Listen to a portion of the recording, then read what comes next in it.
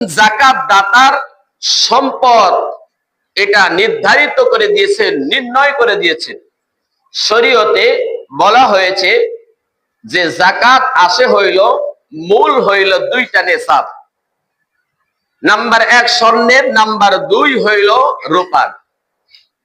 স্বর্ণের হিসাবে বলা হয়েছে 7.5 ভরি স্বর্ণ, রূপার হিসাবে বলা হয়েছে 52.5 ভরি রূপা, অথবা এই রূপার সমতুল্য স্বর্ণ 7.5 ভরির সমতুল্য যে টাকাটা আছে সেই টাকার উপরেও যাকাত ওয়াজিব হয়।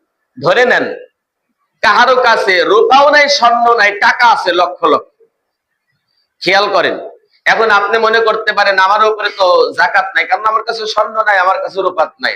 না, এই স্বর্ণ আর রূপার হিসাবে যদি আপনার কাছে টাকা থাকে তাহলে এই টাকারও ওই রূপার হিসাব করে যাকাত বের করতে হবে।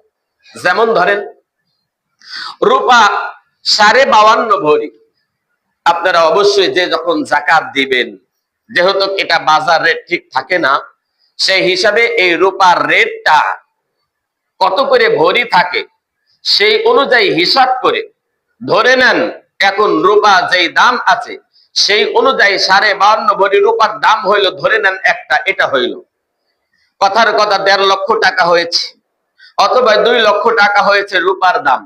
আপনার কাছে রূপা নাই, কিন্তু 1 বছর অতিক্রম হয়েছে, এই 2 লক্ষ 1.5 লক্ষ টাকা 3 লক্ষ টাকা আছে, তাহলে আপনার কাছে স্বর্ণ রূপা না থাকলেও এই টাকাটা থাকার কারণে আপনার উপরে যাকাত খরচ হয়েছে।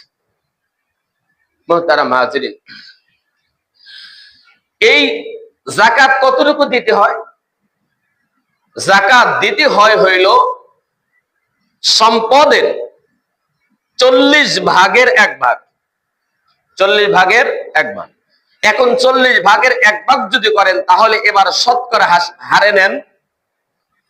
100 টাকায় শতকরা 2.5 টাকা, শতকরা 2.5 টাকা, শতকরা 2.5%, 2.5 টাকা যাকাত আপনাকে দিতে হয়। 100 টাকার 2.5 টাকা, 1 লক্ষ টাকার 2.5 টাকা, এইভাবে আপনাকে যাকাত দিতে হয়।